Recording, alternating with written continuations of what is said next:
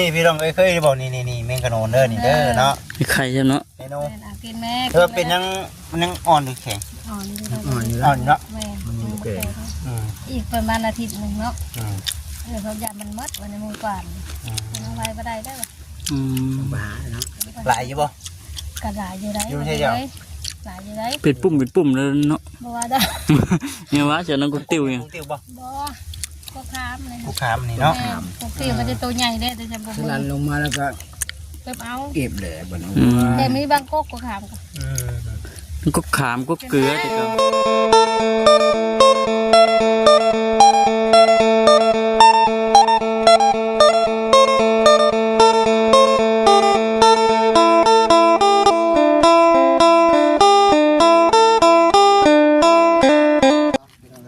พี่น้องเอ้ยถ่ายสบายดีเด้อพี่น้องเด้อเนาะมาอัปเดตเพื่อนสั่งพุดเพื่อนแล้วกับผู้ช่วยพี่น้องจุไฟคอนกลุ่มอยู่จักเก็บไปสั่งพุดแนมไปเห็นหมอกตั้งกดโป๊ดอยู่กินไปสั่งได้เนาะวิคิดว่าสิบ่ได้ออกมาข้างนอกพี่น้องเอ้ยเนาะมื้อนี้ก็ได้ทางมาเก็บเพิ่นมาแต่เวียกก็เลยเอาฉันออกมาช่วงค่ำๆแรง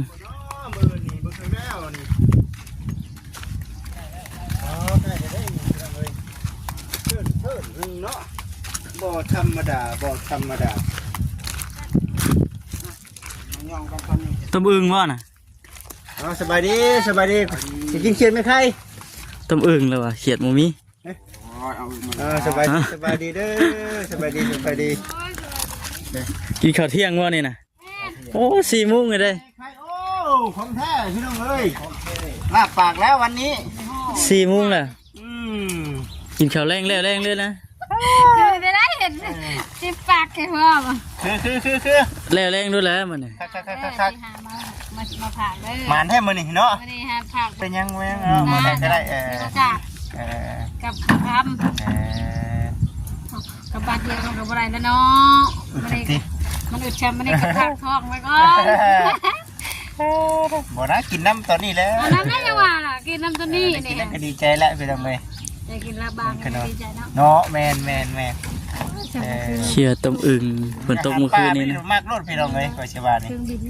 เครื่องบินลงไปทางสวรรค์เมื่อเช้านี่มันเลยมาคำก็เข้าไปบนงานแจกคือกันทันมันไปเข้าไปมันยังกระสิเล่พอได้ช่องคานมันก็มัดเล็กกับมัดลวดเบียกเนาะแม่นดึงกะทิแล้วมื้อนี้เนาะมื่นบ่3 คานผมเลยทันมาไปมันเช้านี้ฮันอาจจะแล้วแต่ทางไหนหักช่วงแล้วได้มีปัญหามูมีจอกมูมีอะไรบ่อันนี้เด้อนี่จองนะมีเนาะนี่ก็ยืมของน้องไม้ค่ะอันนี้ได้แม่เนาะหมอแม่บ่ได้มีได้พี่น้องเลยเนาะเดียวปลามาอยู่เอาไปมาเพลงนี่เนาะจ้ามายืมมาแทนลูกแทนเนาะไก่ให้ใหม่หมอได้ด่ะใหม่เอ้ยทำเนาะเฮ็ดใหม่หมอแล้วชื่อแทนเขาเด้อประเด็นนี้โอ้ยระวังลามเลยเด้อบนทางแดนพุ่งแท้ชุกเดี๋ยวก่อน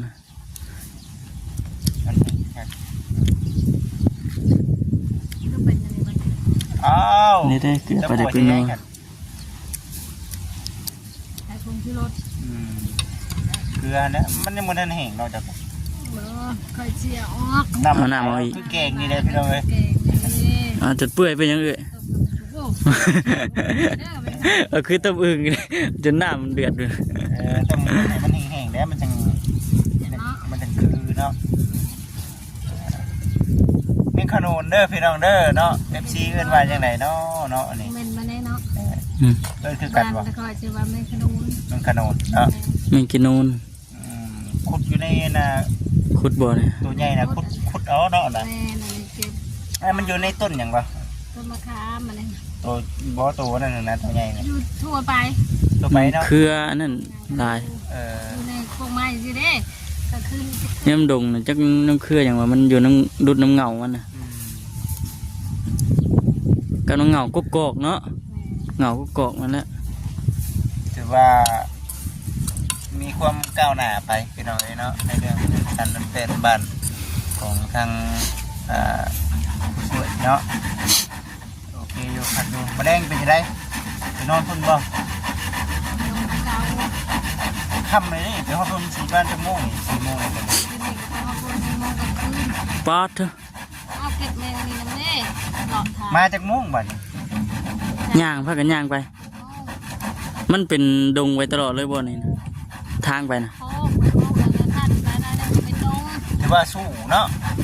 พุ่นเป็นหน้าบ่เป็นมีให้มีหน้าอยู่บ่ ทั้งพุ่นบ่ นี่เลยนะ เออ น้ากับหลายจำสองจำไห้นี่แหละ หักดำอยู่แต่ละปีนะ ไปใช้ขาชอบ ไปนอนหน้าเนาะไปนอนหน้าได้พี่เราเลยเนาะทางผู้ช่วยก็ได้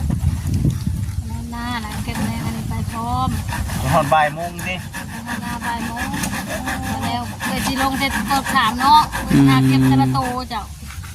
กับโมเมนต์จำนี้ได้หลายอยู่แต่ว่าแบ่งหญ้าน้ำ ก็ต้องถือว่ากลับตอนเช้ามาผัดเฮ็ดเรียกโตเนาะ เอาเวลาได้นอนติ เก่งเดี๋ยวเบียดนอนก็ ได้นอนจักชั่วโมง2-3 ชั่วโมงนี่ลมม่วนแน่เนาะแดดครับ ปวดลงท่าดีไปเองเด้อเนาะอยากนอนว่าซั่นแต่เก่าบ่จิกก็นอนดึกแห้งดีพี่น้องเอ้ยเดี๋ยวนี้แบบคงจะหัวแป้หมอนเจ็บคักปานยังเดี๋ยวนี้นะฮะ เป็นได ตอนบ่ายเลยมันตัวใดมันตายมันยังไม่กิน ยามันแล้วเนาะแต่มันยังมันเคยกินอยู่เนาะแบบนี้นะอย่ามันดอก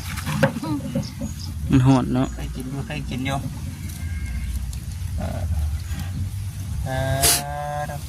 ั้งแรกพี่น้องเอ้ยเนาะมาครับครับผมทุกบอกดีเด้อทุกบอกได้เนาะข้าวเที่ยงบ่ เขาแรงแล้วนะ ข้าวแรกเลยเนาะ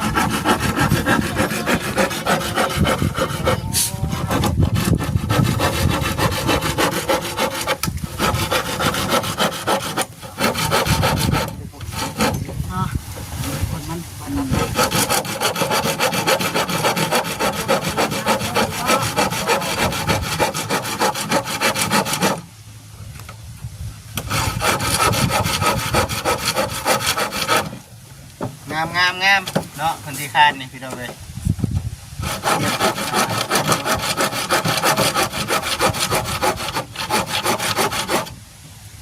เมื่อยเนาะเอาท่านนางเบิ่งคือบ่ได้เมื่อยปานใดนะบ่สิว่า สบายดีป่ะลุงหรือเปล่าแม่สบายดี เอาสบายดีก็สบายดีเด้อเนาะ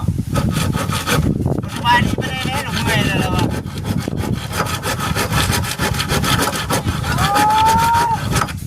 มะแรงนี่ปวดเป็นปวดมะแรงนี่เนาะได้บ่เจ็บกล้ามหมดเลย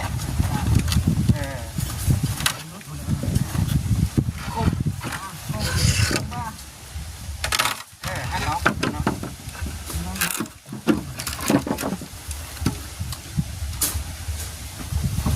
เรียกว่าแชมพูดมานี่เห็นงานโอ้ป่ะบ่เห็นป่ะเห็นแล้วก็หานอนแถวนี้นะป้าสระสึกว่าเนาะหน้านะบ่ไปผู้น้อยอยู่พุ่นบ่ น้อยอยู่พุ่นบ่มานี่ ปา ทาง ด ป้าแทบบ่ย่านบ่ เนาะอยู่ดงเนี้ย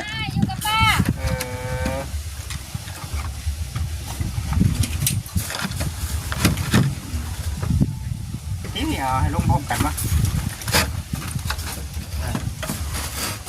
อีกทางไปยังตอนนี้เนาะงาม ถูกไหมถูกไหม เลือด เขา ตา พิษต่อพิษเนาะเฮ้ยพิษจ้ะ เป็นตัวนี้แล้วเนาะ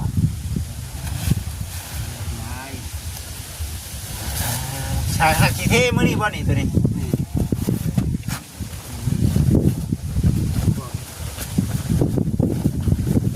ไปเดี๋ยวไปเนาะ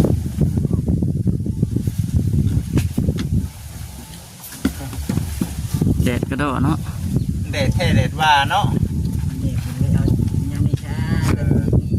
อาคมเลยได้นี่เนาะกลางเว้นคือสิชุดๆเลยนี่เนาะ แม่น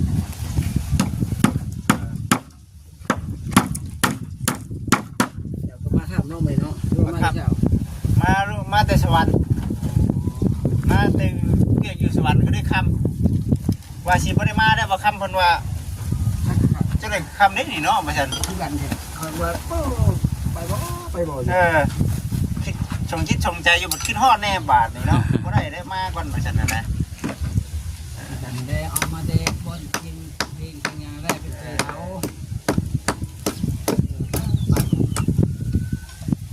ไปได้แบบนี้เลยได้แบบนี้ได้แบบนี้ได้ จักกะไดเนาะเพื่อหาการแม่งขนุนจนสิพอกินจนลึกเนาะ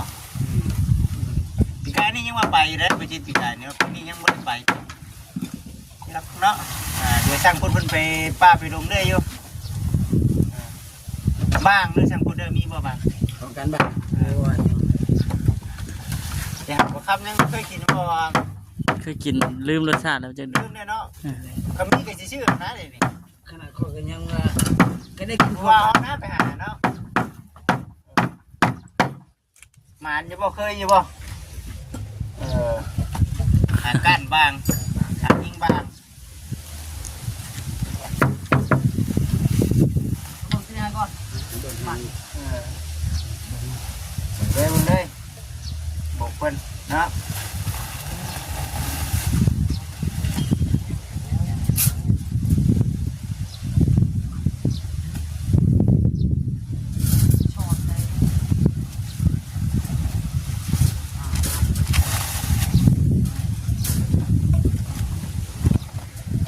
ไปพี่น้องเลยเนาะไปสร้างเลยกินแมงกะรูนเด้อครับมึงอยู่ด้วยมาบอกไหมจะบอกนะ เดี๋ยวก่อนไป ไปกินข้าวได้ กินข้าวเพิ่นนี่กันน้ำเย็นๆเนาะบ่จิตเนาะ กินน้ำกัน มาอาหารปลานี่ได้กินเครื่องบินพุ่นได้เนาะ มาแม่ กินข้าวก็ใช้ระยะข้าว กินข้าวกินน้ำก่อนจังนั่น คนละให้กล้องคือมานั่น โอ้ยโมเมนต์แนวไหนเนาะ หายแล้วกล้องพี่น้องอันนั้นพ่อแม่ที่เพิ่งให้คักว่า สมัยนี้ผู้ใดอายนะท่องเที่ยงได้สมัยนี้ เป็นอาเลยมีเนาะ เนาะ นี่แหละ คนคือว่าวันขี้ได้ไปได้นะอายยังวะเนาะรอกูมันประจิตเนาะ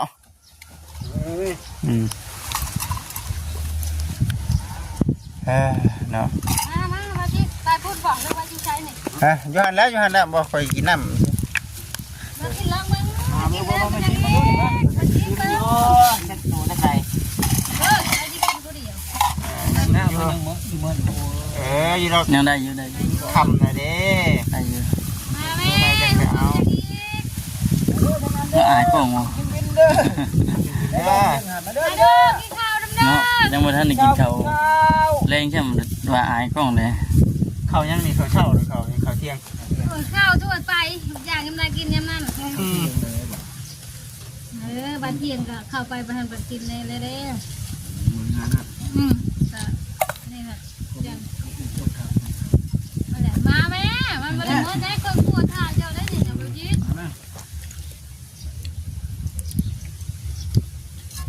ปาก่อน